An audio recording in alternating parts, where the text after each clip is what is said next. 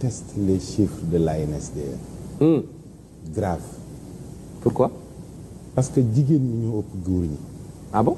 mënul dugg góor ñi ñoo ëpp jigéen ñi mënul dugg sama bopp. Pourquoi? non mënul nekk parce que taux de natalité bi jigéen ñee dàq juddu góor ñi.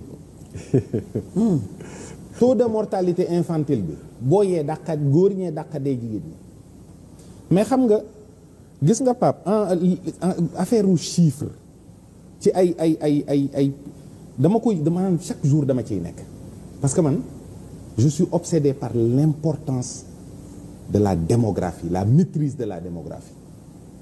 Parce que dama xam ne mooy base u développement wu réew. sa kër boo xamul ñaata nit a fa yeewoo nan nga mën a maîtriser say dépenses. C'est pas possible, Pape Sidi. Et l'État doit prendre ça au sérieux. Parce que on a beaucoup de bases de données yoo xam ne déjà boo xoolee la fay daje ci ay Sénégalais c'est que en 2024 nit mënul ñàkk a dajeeg benn levier boo xam ne dinañ am sa identité. Déjà tout ce qu'on a comme papier maintenant c'est biométrique. Donc on a une base de données solide là-dessus. Mais bu dul loolu puce téléphone yi dañ la koy imposer nga identifier wu.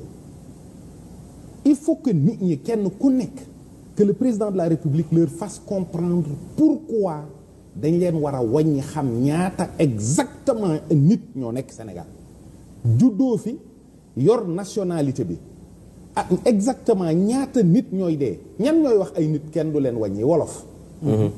Mais Touba kenn da leen a gën doon ay wolof. Pourtant képp ku ñëw baaxee ñu denc la dañ lay répertorier bind la boo fa demee bu at mi jotee dañ naan la nangami junniy nit lañ fi indi nangami junniy góor a ca ne nangami junniy jigéen a ci am na ci at moo xam ne y a eu 10 000 góor ak 1000 et quelques jigéen. 11 000 la ñu suul ci at 11 000 et quelques. en une année 10 000 góor 1000 jigéen. même loolu dañ ko donc voilà des bases de données yoo xam ne dañ ko war a am c'est-à-dire xam ñaata xale ñooy juddu ci at mi.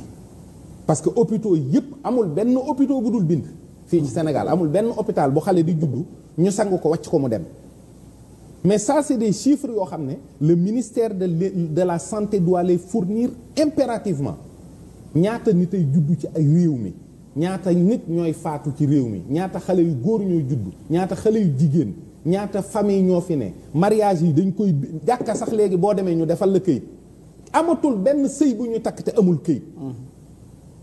Jusqu'à présent ñu ñuy indil ay chiffres yoo xam ne c'est mais waxuma la jigéen ñi góor ñee ëpp jigéen ñi rek mais beneen phase bi nga xam ne moo gën a flagrant mooy ce problème des étrangers même bu fekkoon ne tous les Guinéens qui sont au Sénégal sont binationaux ils sont 4 millions qui vont se rajouter sur peut-être les 18 qu'on a même su fekkee ñoom ñëpp ay binationaux nañ su fekkee nag du ñu ay binationaux mais ay Guinéens rek nekkuñu fi Maliens yaa ngi fi nous sommes dans l'espace CEDEAO.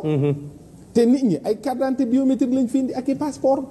Il faudrait que les gens revoient l'importance de la connaissance exacte de la démographie. barki démb la fi Jean-Luc Mélenchon ñëw taxaw nañu en Afrique di ngeen fi amaat 750 millions de nouvelles naissances d'ici 2050 tubaab bu dëkk fële nga xam ne ñoom la problématique de la démographie de l'Afrique daf leen a ñor.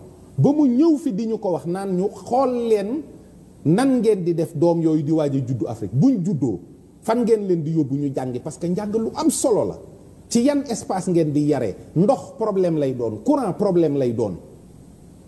Je ne sais pas qui est le directeur de l'ANSD je n'ai aucun problème avec ces gens mais man ñii di wax ak yow kenn wàññiwu ma fenn kenn présent parce que am na ku ma sa ñëw sama kër fëgg comme li nga wax rek j'étais pas là-bas ma femme non plus mes enfants non plus kon ñun nan lañ ñu wàññee wàññiwuñ ma ci 18 millions yii et j'en suis certain 18 millions actuellement donc il faudrait vraiment et puis que nit ñi collaborer gis nga ay nit kenn du leen wàññi tegiwul ci dara du l'islam maanaam Touba ñaata boo nit a demee demoon Badar 300 waaw nuñ def ba xam ko dañ ko luxus ak leneen dañ naan la bis sàngam booba jullit yi nangam la ñu dañ leen a wàññi ñaata millions ñooy dem Makka at mu jot l'Arabie saoudite connaît exactement le nombre de pèlerins dina xam exactement ñaata nit ñoo fay faatu dafa mel ne li ngay wax ni ANSD répondre nañ ci parce que ils ont dit la fécondité a diminué au cours des 2 dernières décennies. mais j'en arrive mon cher ami j'en arrive. da nga ko wax léegi ne nañu wax war a xam.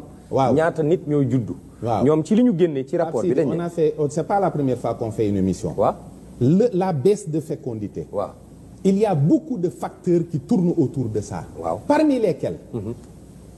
beaucoup de programmes actuellement yu ñuy wax fii ci dëkk bi des programmes liés à la santé je veux pas tudd benn affaire. mais ñi ma xam nañu man je suis anti-vax. mais combien de vaccins prennent les gosses aujourd'hui on ne sait même pas dañu bari. et loolu bu ñu ko xoolee depuis le programme élargi de vaccination ça fait une vingtaine d'années.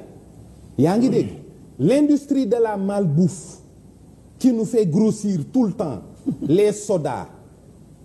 hamburger yi tout ce qu'on mange fait baisser les hormones ak leneen loo xam ne chaque jour dama ci gëstu di ko xool parce que ceux qui sont déterminés à baisser la population mondiale l'ont dit ouvertement ngeen koy dégg mais vous faites la sourde oreille. parce que Sarkozy taxaw na fii ne la population du Nigeria est une bombe la population ouest-africaine est une bombe. Macron laa la wax léegi non Mélenchon barki démb. il a parlé de 750 millions de nouvelles personnes qui vont naître en Afrique d'ici 2050. Bill Gates mi ngi fiy jaabante tout le temps le sommet de Gavi barki démb on parle de vaccination et cetera pourtant à l'heure actuelle il y a pas une épidémie qui est là présente bëgg a rey nit ñi jeexal leen mais on nous parle déjà de problèmes d'épidémie et de vaccins et de nangam. fi ngay wax ne ñooy bañ ñu wàññi leen. waaw ñooy. ci ñaar fukki at yi ñu génn ci jàngat bi nee na 5,3 la ñu doon am de fécondité. waaw en 2002. en 2023 ci ñaar fukki at ak benn am nañ 4,2 maanaam wàcc na.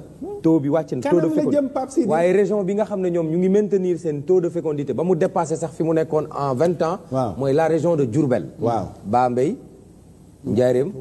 Mbacké, ils n'ont Touba. pas tellement accès à ces choses dont je parle ils n'ont pas tellement accès à ces choses là ay nit lañ yoo xam ne ba léegi seen lekk ak seen xeetu dundin dafa desee cosaane lu bari sa waay ci dëkku kaw yi rek ngay dem léegi gis fukki booy dàqante li sunu koñ yi léegi xale yi judd may tamit man li may wax xam naa ko Pape Seydi Fall ñi nga xam ne ba léegi àgguñu ci jàpp ne damay lekk pizza lekk hamburger nangam ak nangam naan coca naan lii naan la mais ces gens là jusqu'à présent ça tire vite et fort dañuy am ay doom Touba gee nga gis concentration bu ñuy wax ay kii bi gën a peuplé Mbacké taxul ñuy wax Touba tax ñuy wax fa la mbooloo ma ëppee waaye ba léegi lii ngay wax it da ngay gis mu daf ciy feeñ nit ñi dañu sell lu am solo la parce que tamit loo gis sax léeg-léeg ñu dàq ci diine waaye yàlla ëpp ful la ñëpp matériel bi ma la jox nga di ko fooye te man maa la ko jox nga di ci def lu ma naqari ma yàqu yàlla nit koo gis mu bari lim koy mooy mu bari lim koy gaañ moom yàlla. merci beaucoup Thiedo am na it benn mbir ci étude ANSD bi mu ngi yëgal ne espérance de vie bi dafa gën a yokk ndax